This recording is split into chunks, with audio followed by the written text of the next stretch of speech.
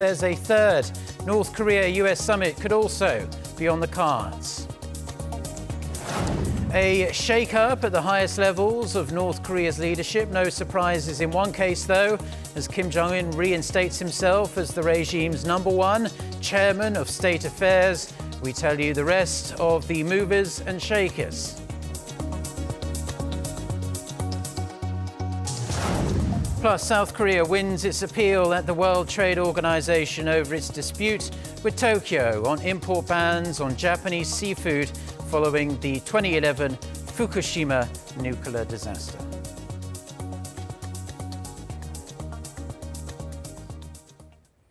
So, only one place to start this morning, and that's the South Korea-US summit that happened at the White House. Presidents Moon and Trump reiterated on Thursday that they will keep talking to North Korea in a bid to denuclearize the regime, perhaps even holding more summits in the near future. However, it seems President Moon's efforts to soften President Trump's stance on sanctions fell rather flat, as Trump was firm they will remain in place as they are. The South Korean leader is already on his way back to Seoul, wrapping up what was a whistle-stop trip to the US. Our Shin Se-min files this report from Washington. No change on sanctions, but the door to dialogue with the North remains open. U.S. President Donald Trump sitting across from President Moon Jae-in in the White House, reiterating his view that sanctions against the regime have to stay in full force. However, he said channels of communication should stay open with Pyongyang as they work toward the regime's full and final denuclearization. President Trump said the hardline policy toward the North should also extend to halt joint projects between the two Koreas until Pyongyang makes good on its promises. How much do you support my president's push for economic concessions, which includes the resumption of the joint inter-Korean industrial complex and perhaps even the... Well, at the right time, I would have great support. This isn't the right time, but at the right time, I'd have great support. He added sanctions to pressure North Korean leader Kim Jong-un are at a level that's fair. Asked if he would take a smaller deal to keep the talks going, the U.S. president said he'd have to see what the deal is, as there are various smaller deals that could happen. But in the meantime, President Trump said he's looking to strike a big deal with the regime, which means the complete eradication of the North's nuclear program. During the first real indication of how the North Korea nuclear talks will proceed in the aftermath of the Hanoi summit, Presidents Moon and Trump agreed that every step taken is a step forward. 그래서 이제 그 중요한 것은 대화의 모멘텀을 계속 유지시켜 나가고 또 가까운 시일 내에 제3차 북미회담이 열릴 수 있으리라는 그런 전망을 세계에 심어주는 것이 중요하다고 생각합니다. The two allies also cemented their stances that their top-down approach is the key to denuclearizing the Korean peninsula. Amid the fine-tuning to reach the end goal of a nuclear-free Korean peninsula, the door to progress still remains open, including at the next summit meeting between leaders Kim and Trump, and even a three-way summit with President Moon Jae-in, all of which depends on when and how the North Korean leader makes his next move. Shin Se-min, Arirang News, Washington. Now, the leaders of South Korea and the US also touched upon the issue of their cost-sharing agreement for the stationing of American troops here in South Korea, as to whether he'd consider a long-term agreement on defense spending instead of the current one-year deal.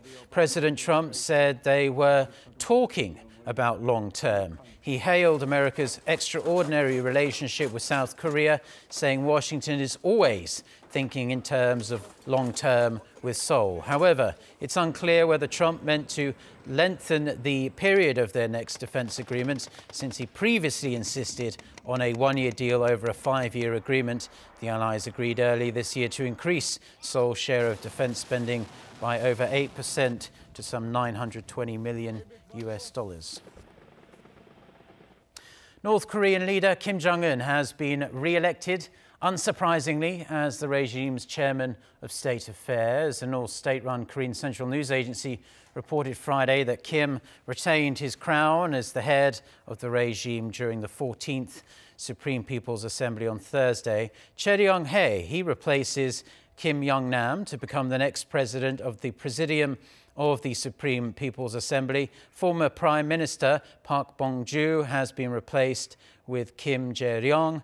And Kim Yong-chol, the former vice chairman of the North's ruling Workers' Party Central Committee, together with Ri Yong-ho and Choi Sun-hee, who are in charge of the regime's denuclearization negotiations with the Trump administration. They became members of the North State Affairs Commission. Now, let's get an expert's take on the South Korea-US summit and the ongoing negotiations with North Korea over its denuclearization. I'm joined in the studio by James Kim, Research Fellow at the Asan Institute for Policy Studies, for his insights. So this summit was seen as a critical opportunity for President Moon to try and reset the diplomacy between North Korea and the United States. Do you think Thursday's meeting was successful in moving the needle at all? Everything hinges on how North Korea saw this meeting, whether or not they think that there was any slight shift on the U.S. position. President Trump hinted at the possibility of multiple kinds of small deals. Does North Korea take that as a bait for another round of negotiations or not? But clearly on the issue of sanctions relief, there wasn't any movement there from the United States, so it's not clear to me at the moment. I think the key indicator is going to be whether North Korea takes any special envoys coming from either South Korea to the United States to begin working level discussions again. And a new phrase seems to have popped up in recent weeks, this top-down approach that we've been hearing about. Do you think that's the best way to go forward with these negotiations with North Korea? Speak to the people at the very top rather than having these working level meetings? Well, in the popular media press, that it hasn't been as emphasized as much. But when you go to Washington and talk with the expert community here, this has been sort of talked about when it comes to the North Korean issue. It clearly hasn't been talked about when it comes to bilateral relations between U.S. and South Korea, because the working level connections are fairly robust. But on the North Korean issue, both countries have talked about this top-down approach on North Korea, and it really depends on a perspective here. If you think that, as President Trump says, that this is what is contributing to North Korea not provocating since later part of 2017 and put a freeze on their tests, then this is actually working and contributing. But if you go with some of the critics on this, that this is part of the reason why the Hanoi talks failed, then clearly it's not going to, it's not making a big impact. So I think the perspective is somewhat important here, and whether or not we're going to see any results on the North Korean issue. At the moment, we're in the middle of this. We're not towards the end. We're more likely towards the beginning. So let's see how North Korea responds. And we know that Presidents Moon and Trump met one-on-one at the White House for a couple of hours.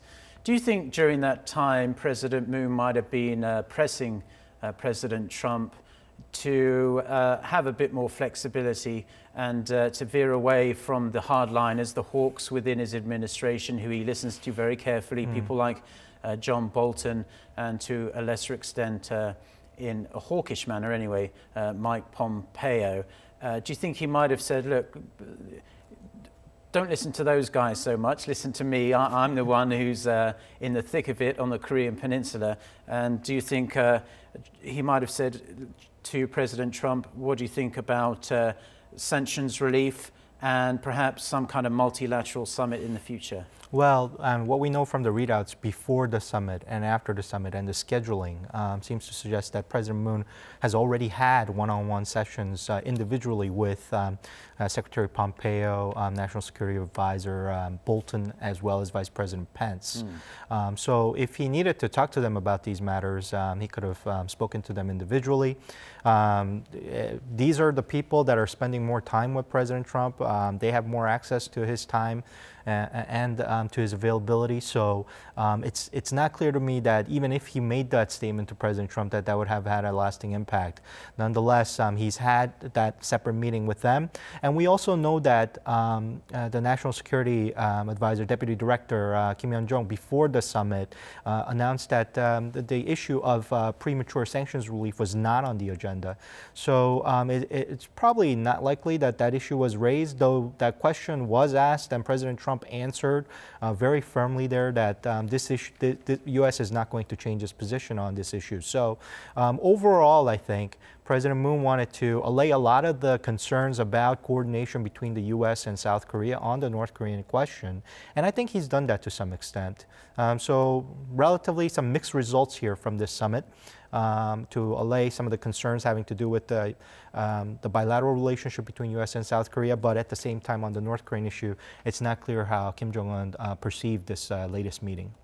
And what do you think happens next then with this process? Do we expect another Moon-Kim summit, followed by perhaps a third summit between Kim Jong-un and President Trump, and then who knows, this three-way summit that might include China or other people, other regional players? I think both leaders basically agreed at this summit that they want the talks to resume again. And so they're looking for different ways to coax North Korea out of its shell. But the critical thing here is whether or not North Korea resumes working level talks. If these summits are going to happen, there needs to be some kind of a dialogue leading up to these summits. So look for a special envoy visit either to North Korea or some other place involving both South Korean counterparts and the U.S. counterparts if these summits are going to happen. Okay, wonderful. Thank you very much for coming in, James. We appreciate your insights as always, and we hope to speak to you soon, perhaps when the next summit rolls around. And that was James Kim, Research Fellow at the Asan Institute for Policy Studies. Thank you. Thanks, Mark.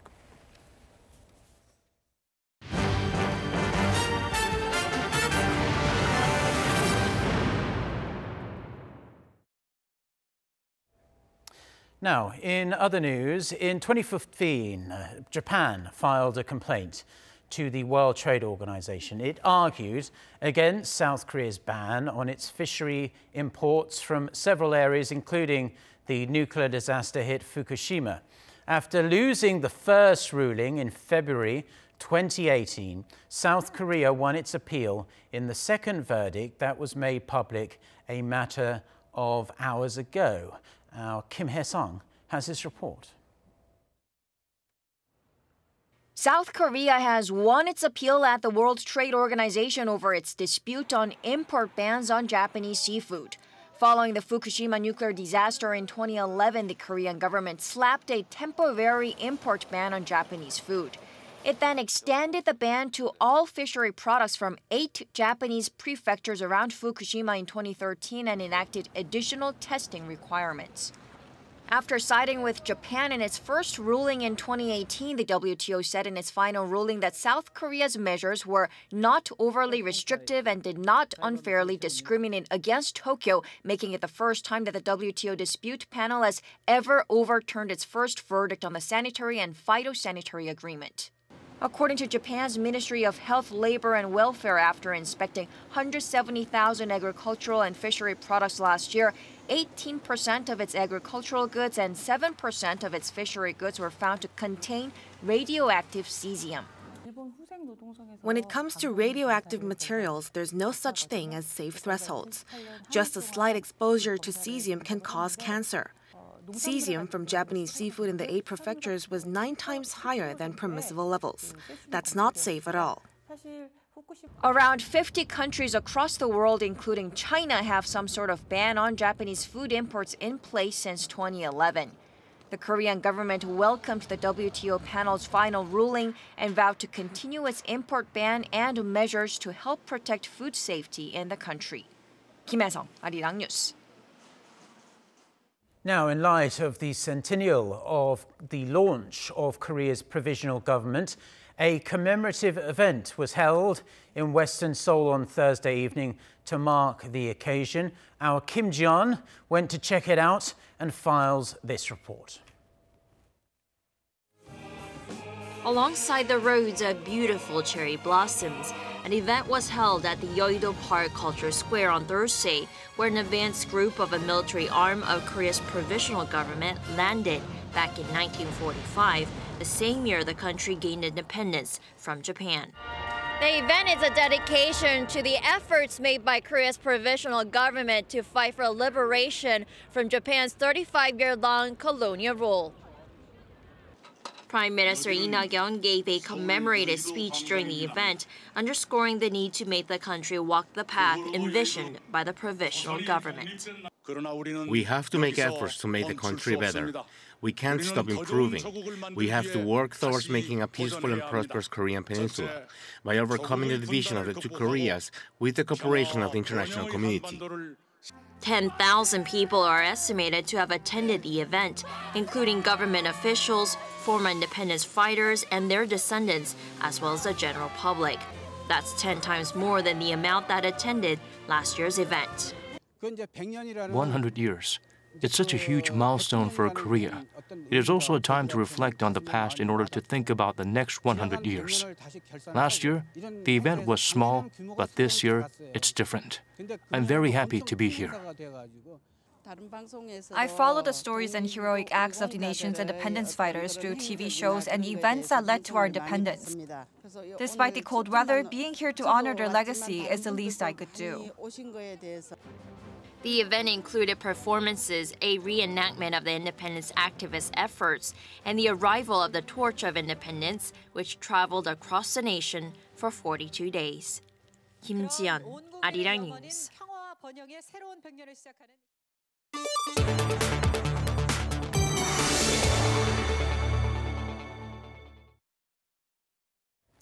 The founder of WikiLeaks, Julian Assange, has been arrested at Ecuador's embassy in London. For more on this and other news from around the world, let's turn to our Hong Yu. I recall seeing this news breaking on Twitter the other day, and it was surprising to say the least. But what's the latest we're hearing? Well, Mark, Julian Assange was arrested on Thursday after almost 7 years of self-imposed exile at Ecuador's London embassy to avoid extradition to Sweden over sexual assault allegations. Ecuador finally revoked his political asylum and invited Metropolitan Police officers to arrest him, as Ecuador said it had run out of patience with Assange's behavior. Assange was found guilty of failing to surrender to the court and faces up to 12 months in a British prison.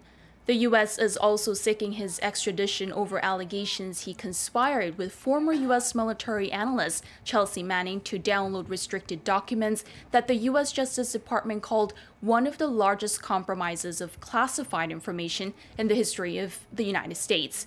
There is still ongoing debate over what will happen to Assange and what charges he will be facing. The British government said he will be judged by law, while civil liberties groups condemned the U.S. extradition request. These groups say Assange exposed wrongdoings and an extradition over the leaks could risk press freedom. Assange faces up to additional maximum sentence of 5 years if convicted for his alleged intrusion to Pentagon computers and download material to share with WikiLeaks. British Prime Minister Theresa May has defended her decision to accept the Brexit delay, dismissing calls for her resignation from her own party, adding that taking Britain out of the EU with an agreement is her national duty. In a statement to the House of Commons on Thursday, the embattled PM expressed the need to resolve the issue, insisting Britain could still leave the EU before the new deadline of October 31st. May acknowledged that if her talks with the Labour Party don't result in an agreement, a second referendum could take place.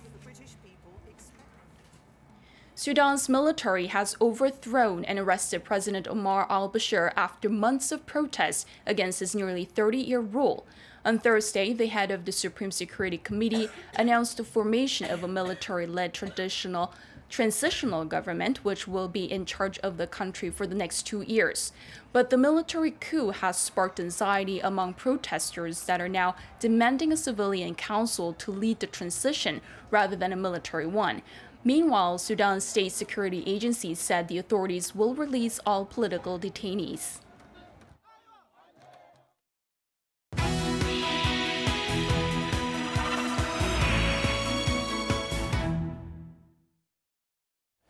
Time now for our Life and Info segment, where we focus on information useful for your everyday life, whether you are in Korea or elsewhere around the world. Last year, some mattresses here in Korea were found to emit dangerous amounts of radon, which is a radioactive substance linked to lung cancer and a number of other nasty diseases. However, a recent study by the Korean government has found that radon levels inside homes are on the decline.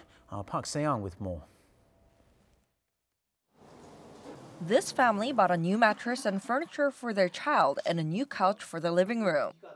They borrowed a radon detector from the community service center as they were worried of indoor pollutants from the new furniture.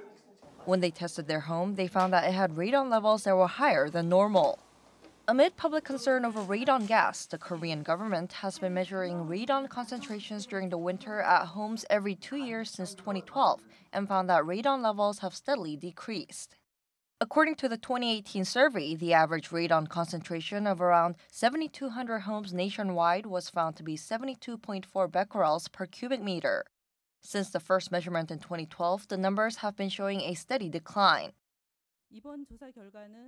We've individually notified the subjects of the result and instructed homes with excess radon levels to reduce concentration through ventilation. In 2018, radon levels in just 5.6% of the homes measured were above the guideline of 200 becquerels per cubic meter. According to the researchers, the steady decline can be attributed to the improved ventilation habits of the occupants.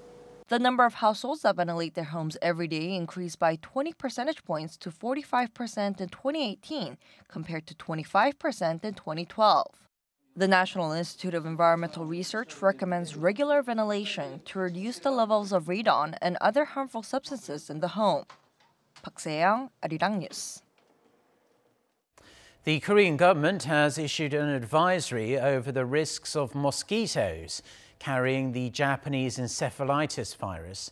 The Korea Centers for Disease Control and Prevention issued an advisory on Monday after so-called small red house mosquitoes were found in Jeju early this month. The warning came 5 days later than last year. In more than 99% of the cases, the mosquito-borne disease is symptomless or only causes mild symptoms, but severe cases have a 20 to 30% fatality rate, and older people tend to be more at risk. In 2018, Korea reported 17 cases with 1 death.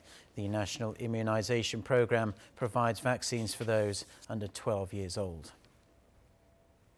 The annual nighttime opening for Seoul's Gyeongbokgung Palace will begin later this month, according to the Korea Cultural Heritage Administration. The special late openings for this year will begin on April 26th in time for the Royal Culture Festival, which runs from April 26th to May 5th. Afterwards, the Joseon Dynasty Palace will be open late in the last 2 weeks of each month, except August until the end of October. The palace will be open from 7:30 p.m. to 10 p.m. in June and July, and from 7 p.m. to 9:30 p.m. for the other months. A total of 4,500 visitors will be allowed in each evening, and tickets, which cost 3,000 won, or about $2.60, will be available for purchase online starting 2 p.m. Friday Korea time, so in a few hours from now. Foreign visitors can purchase tickets at the entrance of the palace.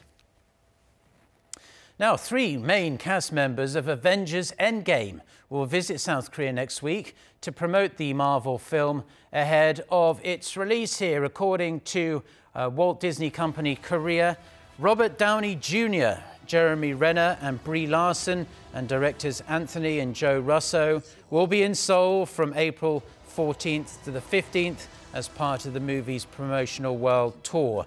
The actors and directors will also attend an hour-long fan event at Jangcheon Arena in central Seoul on Monday from around 7:30 p.m. For those of you who can't make it, you'll be glad to hear that it will be broadcast live on Kakao TV. Avengers Endgame, which you're watching the trailer of here, is set to be released in South Korean theatres on April 24th.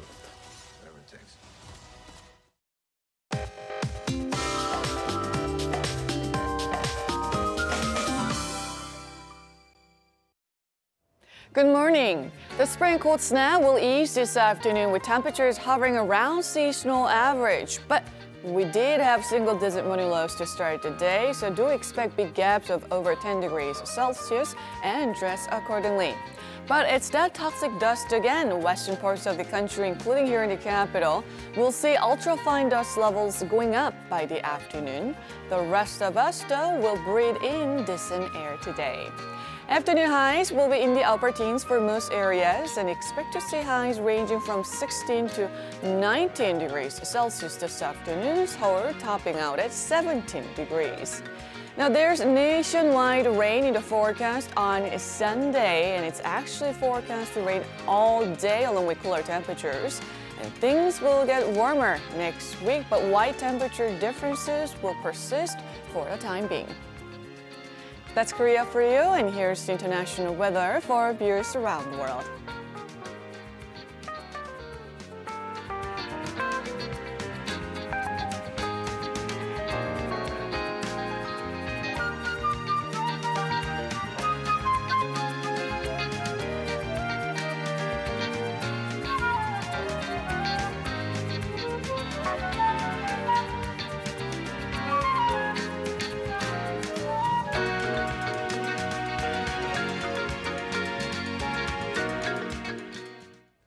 Well, that's all we have for now. Stay tuned to Arirang TV. Our next newscast is coming up at noon with our very own Lee Ji-yoon. So until then, goodbye.